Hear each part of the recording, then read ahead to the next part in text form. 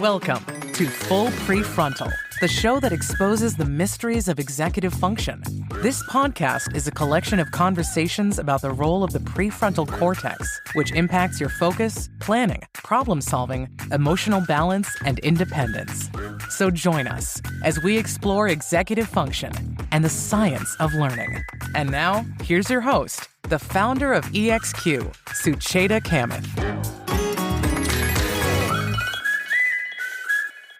Welcome to Full Prefrontal, exposing the mysteries of executive function. It's always a pleasure to be with you all.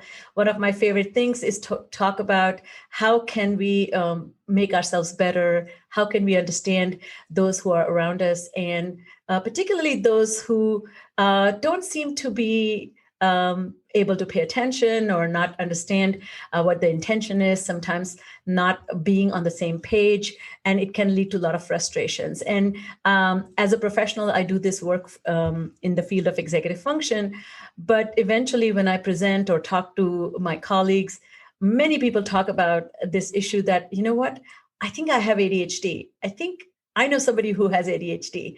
And so for the first time, we'll be on this podcast talking about adults with ADHD. And it's such a pleasure of mine to introduce this amazing guest, Dr. Edward Hallowell. He goes by Ned, and he is a board-certified child and adult psychiatrist, a thought leader, New York Times bestseller author, world-renowned speaker, and a leading authority in the field of ADHD. He's the founder of the Hallowell Centers in Boston, New York City, San Francisco, Seattle. He's a graduate of Harvard College and Tulane Medical School. He has been a faculty member for 21 years as a distinguished Harvard Medical School faculty, and currently he's a full-time, I think he does many, many things. And one of the things I've been immersed in is in his own podcast, which I highly recommend listeners to do. But one of the things that brought him to a collective consciousness is one of his very, very famous books that he co-authored with Dr. Rady, which is called Driven to Distraction. So it's a great honor and privilege to be with you. Welcome to the show. Thank you. Thank you. It's really nice to be with you.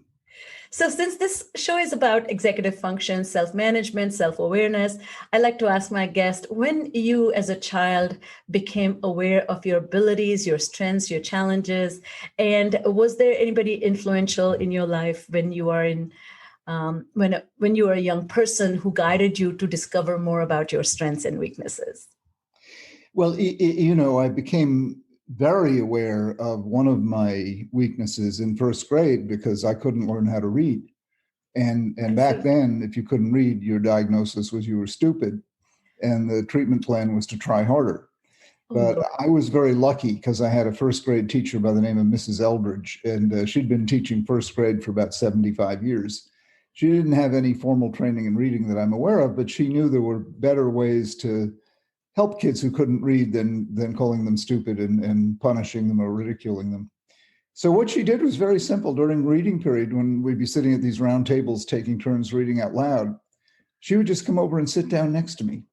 And she was very plump, very rotund. And so she'd put her arm around me. So I'd have this big bulbous arm around my neck, and she would hug me into her copious, what's the word you use in a podcast? Bosom, I guess, and I'm imagining it. Yeah, and I would feel so safe and so secure, and none of the other kids would laugh at me as I would stammer and stutter because I had the mafia sitting next to me. And that was the most wonderful intervention she ever could have done, to Mrs. Eldridge's arm. That arm has stayed around me ever since because I didn't feel ashamed of what I couldn't do. And by the end of the year, I was still the worst reader in the class. I have what we now call dyslexia, but I was the most enthusiastic bad reader. I was the most enthusiastic student of reading in the class as well. And to this day, I'm a painfully slow reader. It takes me forever to read a book. My wife says, "I don't know how you know anything," But I majored in English at Harvard College and graduated with high honors while doing pre-med. That never would have happened had I had a different first grade teacher. And that's why I say the real disabilities are not ADHD or dyslexia. their fear and shame and believing, that you can't do something, that you're less than. And then the other person, sort of the other end, bookending early education, was my 12th grade English teacher, Fred Tremolo, who I handed in a 3-page story in September, and he handed it back to me.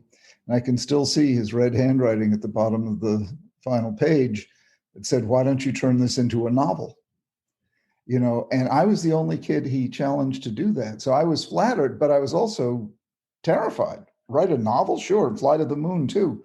It seemed completely impossible.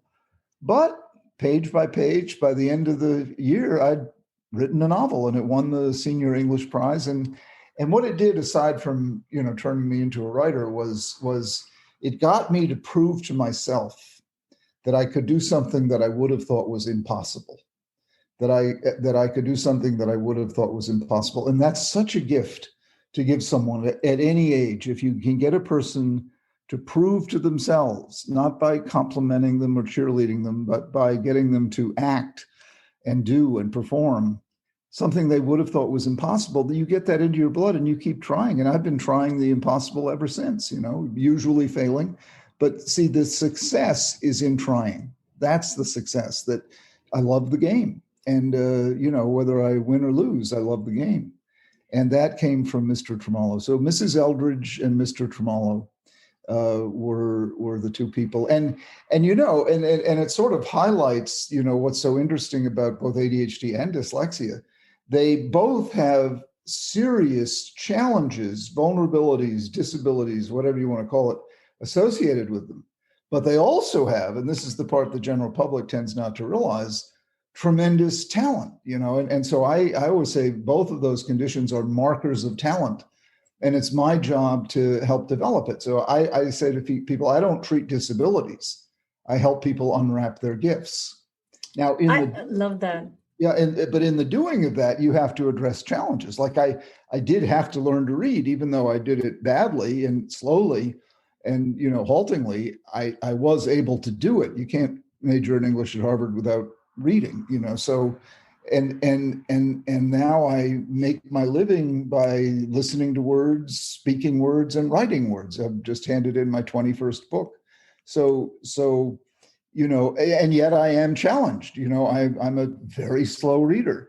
My mind goes off on tangents all the time. It's I'm constantly involved in more projects than I can handle. So I have the full circus of ADHD, the ups and the downs, and there are major downs that can go with it, and major ups, and so my job with myself and the people who come to see me is to maximize the upside and minimize the downside. The downside is pronounced. The prisons are full of people with undiagnosed, untreated ADHD. So are the halls of the unemployed, and the halls of the addicted, and the halls of the multiply divorced, and so this condition can be a horrible curse, but it can also be a superpower.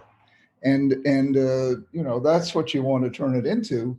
And you do that, again, by minimizing the damage done by the downside, and then unwrapping the gift that's almost invariably embedded somewhere in there. And we'll finish the sentence. Don't think because you're bad at one thing, it doesn't mean you're not really excellent at something else. Sorry, I didn't mean to interrupt. I think what's so fascinating, first fold, I think you speak very beautifully about this Julius Siegel's concept of the charismatic adult. And it's that person's presence in a child's life who brings hope. There's that unconditional acceptance of that child as is, with big commitment to helping make the change essential in spite of all the challenges. But I think you're talking about this second, and this is so evident in all the writing and the speaking that you do, is this idea of really, really unveiling the gifts, because I think they both are housed side by side. So let's start. And I was hoping to focus on, and I don't know how to talk about that without talking about children, but I was wanting to focus on adults with ADHD. Why? What is ADHD in an adult, and why are so many adults are getting diagnosed so late in their life? Like, what happens to them in their early education that some of these challenges exist, but they get sidelined or never get fully unveiled as a disorder or developmental disorder such as ADHD? Because not enough people understand it, know about it, simply. I get people coming to me all the time that said, well, the teacher said he doesn't have ADHD. Well, the teacher has no right to say that. The teacher doesn't know how to recognize this condition, particularly if the child gets good grades. If you do well in school, your chances of getting diagnosed are zip, unless you happen to come to see me or someone who really understands it. I mean, this condition need not be associated with failure. I mean, it can be, but you can be. I was first in my class, nobody thought that I had any, but I'm twice exceptional. I've got dyslexia and ADHD. So, but I wouldn't have been diagnosed. And back then, nobody was smart and stupid, like I said, but nobody knew about it. And to this day, if you're an adult woman and you go for help, 99 times out of 100, you'll get diagnosed with depression or anxiety and be put on an SSRI. And the ADHD gets completely missed because the practitioner doesn't know about it. They don't know what to look for. They think it's hyperactive little boys. They don't realize that a partner at a fancy New York law firm can have ADHD. They don't realize that, a president of the United States, can have ADHD. They don't realize that you can be, a Nobel Prize winner. The guy who invented the polymerase chain reaction has ADHD. He passed away. But so people think you have to be struggling, you have to be failing, you have to be disruptive, and all of that. And it's just not true. So the mental health profession, the medical profession, is terribly, terribly educated about this, and they don't realize it. It's a list of symptoms in the DSM, and it's so much more than that. It's a way of being in the world. Having this condition is a way of being in the world with positives and negatives. So would you say executive dysfunction, inability to manage time, organize thoughts, ideas, actions, not seeing the forest for the trees, would those be good signs of somebody who is an adult will be struggling with if they have ADHD? Sure, but I think the most common tip-off is simply unexplained underachievement. I love that. You can be at the top of your profession and still be underachieving. If only I could find the key, I could do so much more. I have a self-made billionaire in my New York practice who said to me one day, if only I'd had this diagnosis sooner, think what I could have done. I said, you haven't done too badly, but there is this sense of, I could do more if only I could find the key. And the key is focus. The key is being able to sustain focus. And again, deficit is such a misnomer. It's not a deficit of attention that we have. We have an abundance of attention. The challenge is to control it. And not knowing where to pay attention to. Yeah. We're completely driven by curiosity. The ADD mind is like a toddler on a picnic. It goes wherever curiosity leads it, with no regard for danger or authority. It's off into the woods, off into the lake, always looking into things, curious. And you see, and really each of the negatives of ADD has a positive flip side. I mean, the flip Can you walk us through a few? Sure. The flip side of distractibility is curiosity. I love that. Yes. If you didn't care, you wouldn't know. What's that over there? What's that over there? If you weren't curious, you wouldn't be distractible. So there's and ADD is full of these opposite pairs. I mean, the flip side of impulsivity, which is sort of so he's so impulsive, he should get more discipline. Well, what is creativity but impulsivity gone right? And spontaneity. You don't plan to have a new idea. You don't say it's 2:00, time for my new idea, and then lay it like an egg. These new ideas pop. They come impulsively in the middle of the night, in the shower, driving to work. It's spontaneous, disinhibited. And then hyperactivity, the third of the sort of triad of symptoms by which we define the condition. You get to be my age, hyperactivity, we call it energy. I'm 70 years old, and I'm really glad I've got this little turbo pack on my back. So yes, there is a definite downside to this condition, no doubt about it. Like I said, the prisons and the addicted, but what most people don't know about is the tremendous upside, and it's not consistent. We tend not to be good at everything. We tend to be really good at a few things and awful at a bunch of others. You mentioned time management. In our world, there are basically two times. There's now and not now. So you say the paper is due next Thursday. Not now, and it's gone. Until not now is almost now. And then in a panic, you get it done. So we live a pattern of chronic procrastination. And what you're doing unwittingly is you're self-medicating, because in a panic, you put out a lot of adrenaline. And adrenaline is nature's own stimulant medication. And it propels you, yeah. Yeah, and that's why people with this condition are drawn to high stim professions, trial attorney, brain surgeon, trader on the commodities exchange, race car driver, all that kind of huge preponderance of ADD in those professions. So I love that you make a reference to this quote. It's anonymous, that time is the thing that keeps everything from happening all at once. and so those who don't have this sense of passage of time, or have a way of gauging that the current state and future states, are really living in the moment, which is great. But so many things happen for the future self. And so some of the sacrifices, or kind of the delaying gratification, is so that the future self benefits.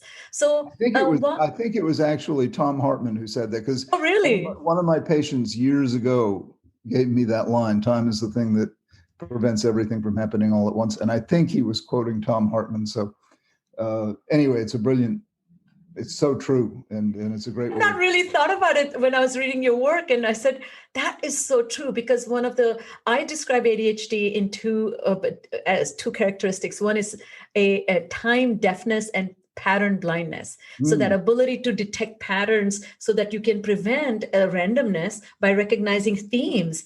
And that's one of the ways you streamline and organize your world. But that inability really causes a lot of chaos, because you're not able to superimpose any organization and structure. But at the same time, we're very good at making metaphors, which is, after all, a way of defining a pattern. I mean, one of my strengths is making metaphors for ADD. It's like, you've got a race car brain with bicycle brakes is one of them, and yes, driving on square wheels, But wait, that's just your intelligence, by the way. You're very, very intelligent. I don't know about that, but I think we do. Part of our creativity is we can make metaphors, and yet at the same time, you're so right, we can also make messes.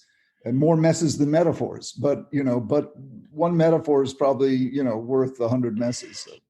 So let's talk a little bit about the cost of ADHD, not for personal underachievement alone, but its impact on interpersonal connectivity, and particularly your ability to sustain, retain, and flourish this human connection that is so valuable in order to compensate for some of the challenges, right? Well, unidentified ADD can ruin relationships. I mean, marriages end because the ADD was not diagnosed. And what typically happens is the couple falls in love because it's new and exciting and we love novelty. But then once the novelty wears off and you settle into living together, what usually develops, if the ADD is not identified and dealt with, a parent-child dynamic develops. And let's say the man has the ADD and the wife, I keep calling it ADD because that's what it was called when I learned about it, but ADHD, and the wife does not. Pretty soon the wife starts feeling like her husband's mother because she's caretaker, reminding him, and that's very anti-romantic. You don't want to make love with your son or your mother, and so the marriage breaks down. But if they get the ADD diagnosed, then you can fix it, and I've seen it many times in my own practice. Marriage is right at the brink of ending. And then you bring in the concept of ADD and you say to the wife, he's not doing this on purpose, you see. And she says, well, does that make ADD an excuse? And I say, no, it's not an excuse, but it is a powerful explanation. It's not an excuse to get out of taking responsibility, but it is an explanation that can lead you to create ways of taking responsibility more effectively. And that's a huge deal. I mean, that's a marriage saver and a career saver. I mean, most of the creatives in any organization have ADHD. And half of them get fired because they can't be on time. They say whatever comes to mind. They insult people right and left. They fart on elevators. I mean, they do things that make them unpopular. And so they get fired, even though they've got more talent than most anyone there. So can you talk to this one challenge that exists alongside with some of the challenges you described, which kind of comes in the way of making personal progress, which is rigidity and resistance to suggestions by others, or being a little bit difficult. What are your thoughts about that? Because I find that in my 20 years of experience, that if it's the person's idea, they tend to pursue it, follow it. But some of these ideas, they have flown by the seat of their pants, and they have been successful by that approach in some circumstances. But then they adapt that approach to other circumstances and it doesn't work. And so when a therapist approaches suggestions, processes, there's a little bit of resistance because it feels very confining, or it feels very imposing. What are your thoughts about that?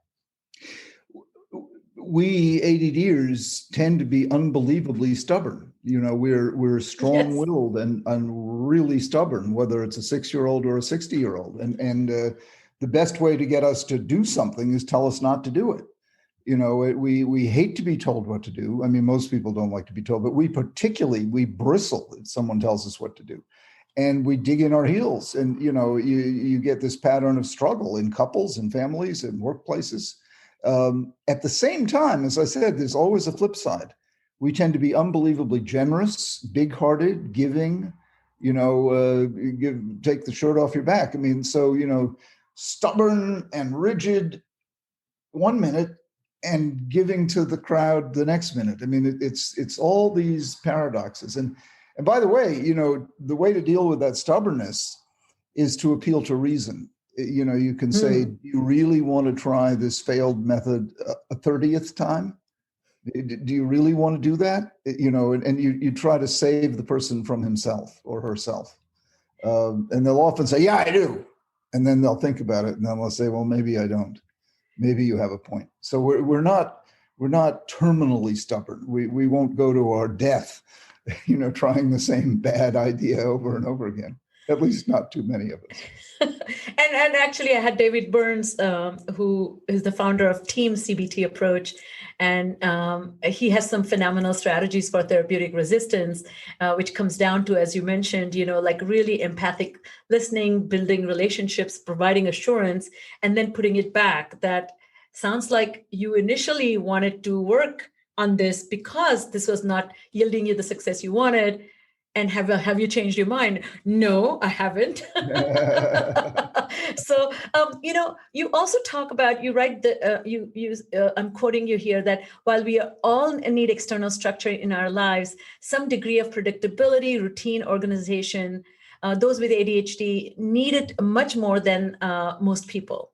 They need external structure so much because they so lack internal structure. Can you speak a little bit about the mechanism of the internal structure or lack thereof? What does that mean for an ADHD? The name of your podcast, full frontal. I mean, we don't have full frontals, we just don't, so, it's probably why we're so creative. We have other synapses that are coming up with new stuff, but the synapses that make the trains run on time, we don't have it.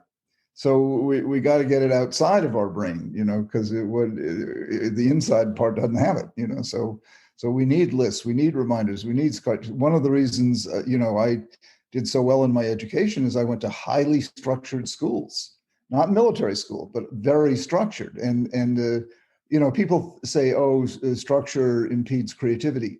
The opposite is true. Structure enhances, potentiates creativity. Without structure, you have chaos. So beauty is really structured chaos. You take the chaos of life and you turn it into a painting or a sculpture or a novel or something. You're bringing order out of chaos. And people say, well, it gets in the way of my creativity. I always cite Shakespeare and Mozart, maybe the two most creative geniuses who ever lived, certainly contenders for that prize. They both worked within unbelievably tight structures. Shakespeare was all iambic pentameter, da-da-da-da-da-da-da. And Mozart is like a sewing machine. And yet within those really tight forms, they created infinite variety. And see, that gives the lie to this notion that structure inhibits creativity. Just the opposite. Structure potentiates, enhances creativity. Without structure, you have chaos. And that's our problem. Our problem is, again, you get opposites. Our problem is we create chaos. But our gift is we're usually very creative and able to impose structure on the chaos and create something of beauty, whether it's a business or a piece of art or an elegant mud pie. Yeah, I'm actually imagining this. So many of my patients that I work with have this challenge as well, that the chaos and the stress causes them to lose their mind, lose their focus, and lose their genuine gifts. They're not able to access it. But the time it takes to actually kind of cinch the structure or like abide by that structure looks very annoying to them. So I'm so glad that you're emphatically suggesting that. Now, in your book, and you have many, many books, but Driven to Distraction, you talk about many, many strategies and suggestions. So can we quickly review some of your favorite strategies? And particularly, I think this concept, particularly since we are talking about adults with ADHD, this recommendation you have about make a good choice in a significant other. So talk about that a little bit. Yeah, well, those are the two keys probably to a happy life in general, but particularly with ADD, marry the right person and find the right job, or partner with the right person and find the right job. And a lot of people are simply one right job away from an incredibly successful career, and they just continue to labor in the wrong job. And the same thing with the choice of a mate. I'm not a favor, I'm not saying go have a revolving door marriages, but if you're in a relationship that is not mutually satisfying, get out of it. You're doing each other a favor. It doesn't mean either one of you is a bad person. It just means it's a bad match. And not every shoe fits every foot. So you want to be really careful. I mean, I stumbled into my marriage. We've been 31 years now. The last person I was supposed to marry was my wife. I was supposed to marry some neurotic poet from Radcliffe who liked martinis and smoked cigarettes. That's who I was destined to marry. Instead, I married this country girl from Virginia, from a mill town in Virginia. Really? Yeah, who went to UVA, and I met her in a mental hospital. I love saying that. I met my wife in a mental hospital. Because I was a resident in psychiatry and she was a social worker. And I went out with her one night and we've been going out ever since. Wow. So what in your personality that complements so much with your crazy creativity and yet disorganization? She's stable, sane, organized, Rock of Gibraltar, always there. Oh, I love that. Always steady, always the wind beneath my wings. I mean, just always, she was born happy, and she didn't have an ideal childhood, but she had a good enough childhood, and she's just a happy woman. She gets frustrated with one thing or another, but she's just a happy woman. And I have a very melancholy core, because I had a pretty crazy childhood, and she's just the perfect antidote. In what ways? My melancholy? Yeah. Oh, my last book was, I wrote about my childhood. It was called Because I Come from a Crazy Family. But I'll tell you how I was conceived. My father went off to World War II. My two older brothers had been born, and he was captain of a destroyer escort. And when he came home, he went crazy. And he was put in a mental hospital, diagnosed schizophrenic, given shock treatment. That's what they did in the late 40s. And one weekend they said, we'll let you go home for a trial visit. And he said, okay. So he came home. Well, they shouldn't have let him go home because he was still psychotic. So he decided he wanted to murder my mother. And she, artful woman that she was, talked him into having sex instead. And that's where I came from. You're kidding me. So he went back to the mental hospital. So I had a father who was bipolar. And once I got him on lithium and correctly diagnosed him, he spent the rest of his year teaching public school in New Hampshire, a beloved teacher. Oh, But wow. they got divorced because the doctor said he'd never get better. And then my mother married a abusive alcoholic who carted us off to Charleston, South Carolina, where I spent 4 really awful years. And until my mother was smart enough to send me away to boarding school at the age of 10. People think, oh, that must have been lonely. It was so much better than being at My home with God. my wicked stepfather. And so boarding school from 10 on, I went from Fessenden to Exeter to Harvard to medical school. And that's what saved me was the structure of these wonderful schools that my grandmother fortunately had enough money to send me to. But yeah, psychotic father, alcoholic stepfather. My mother became alcoholic too. Bipolar brother who was brilliant. He's now in heaven. But so there was chaotic childhood, and yet there's this ACEs score. You're familiar with the ACEs Yeah. score? Can you tell us, our listeners? Yeah, the Yeah. ACEs stands for the Adverse Childhood Experiences Score, and it's a very well documented study where they've looked at now hundreds of thousands of people, and they've identified 10 traumatic events that can occur in childhood: physical abuse, sexual abuse, incarceration, violence. There's 10 of them, and they've done the research.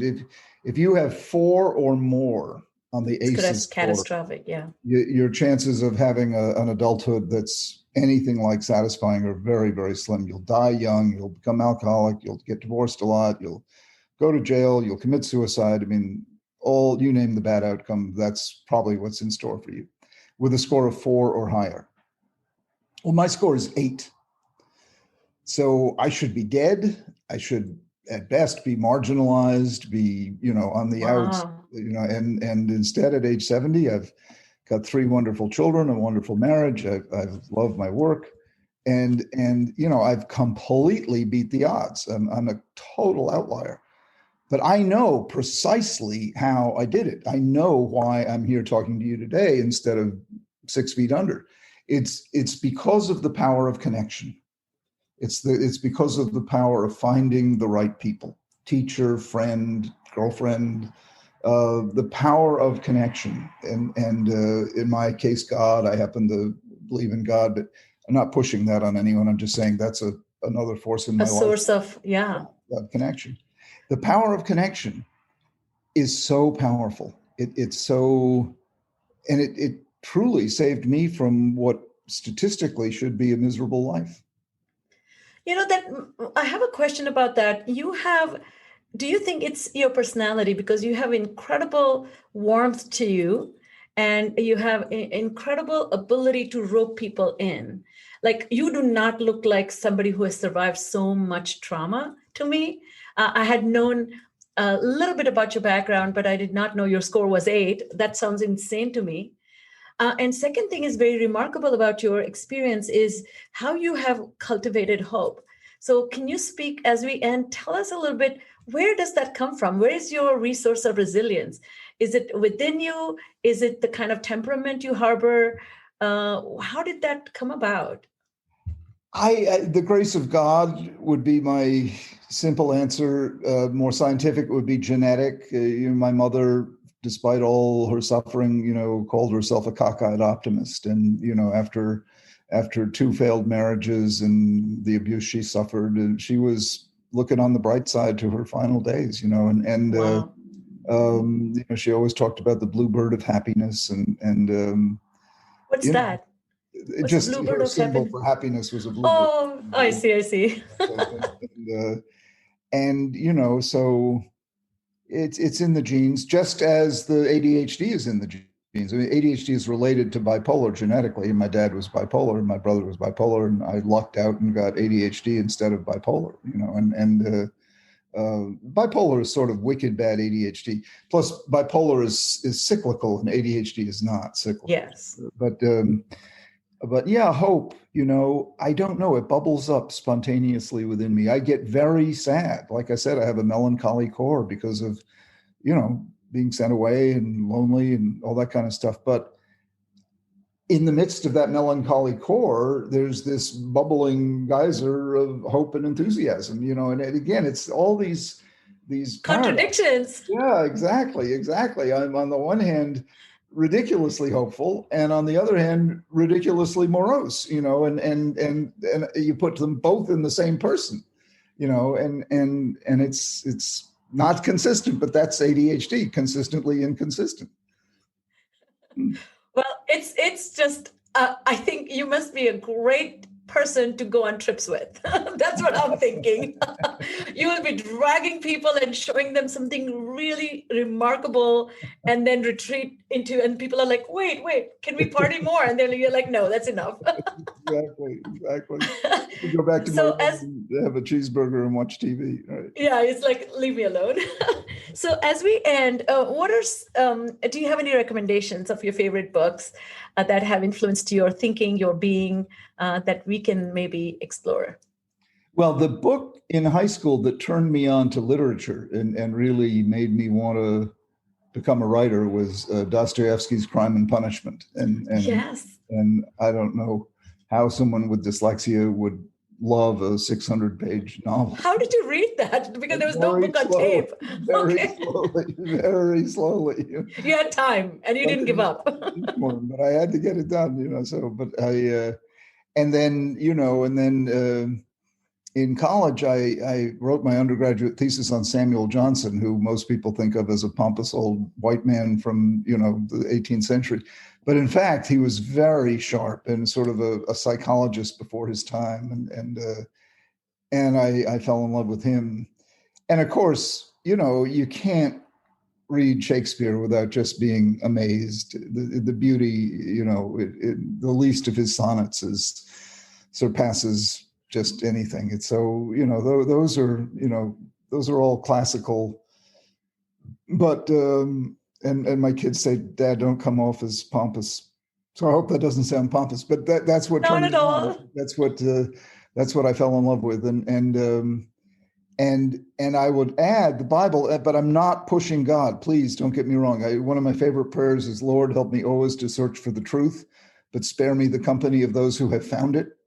So, so I'm not in any way a zealot, but the King James Bible is maybe the most magnificent piece of writing ever. And well, what you're saying is faith. I think that hopefulness, that ever, present sense of hope that comes from that sense of very, very large, something larger than us. Yeah. And it's self-replenishing because, we see all the horrible things that happen. I mean, that's always the skeptic's response. How do you explain evil and tragedy and undeserved suffering? And I can't explain it, so it's faith and optimism that bubbles up in spite of, you could say it's stupid. You could say it's because I'm stupid. I refuse to perceive reality. If I saw reality, I would have no faith and I'd be a pessimist, but I don't think so. I just have it's why I believe in eternal life. People ask me sometimes, we get arguing about it, and what proof do you have? I say, I have no proof. It's just a powerful intuition that this love that I feel for so many people and so many things, that can't just die.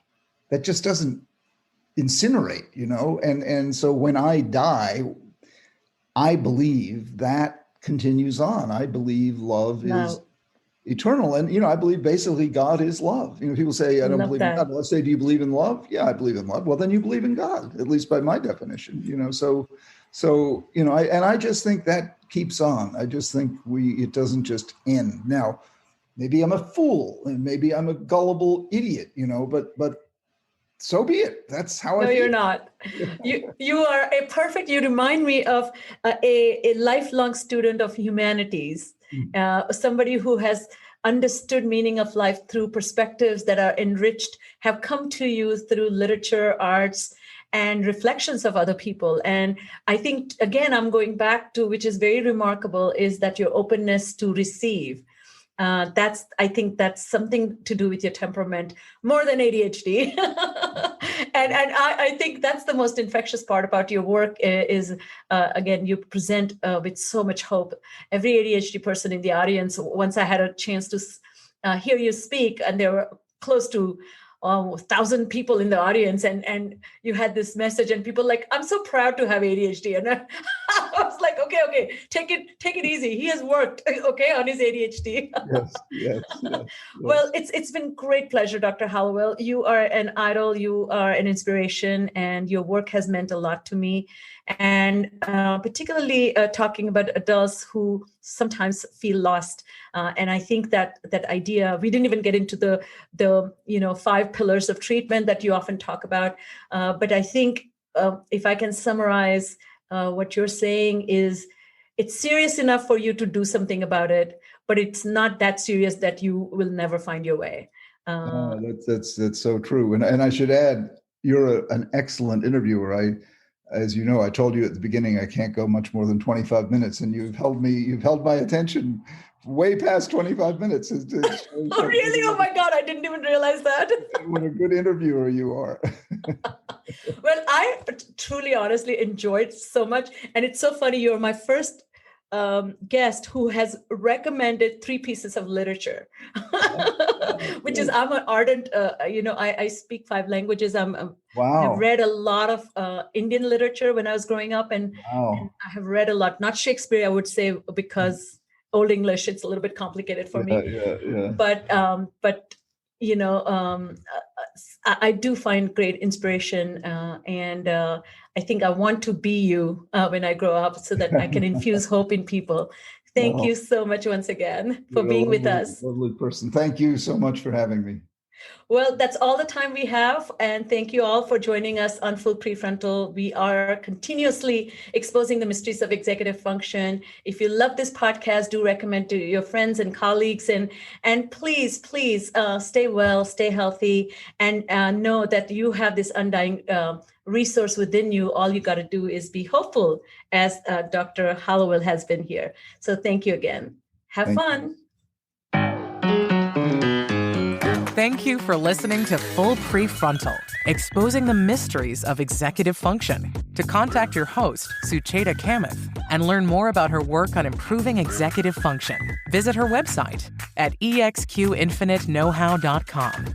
That's www.exqinfiniteknowhow.com. Tune in next week for another informative episode of Full Prefrontal, hosted by the founder of EXQ, Sucheta Kamath.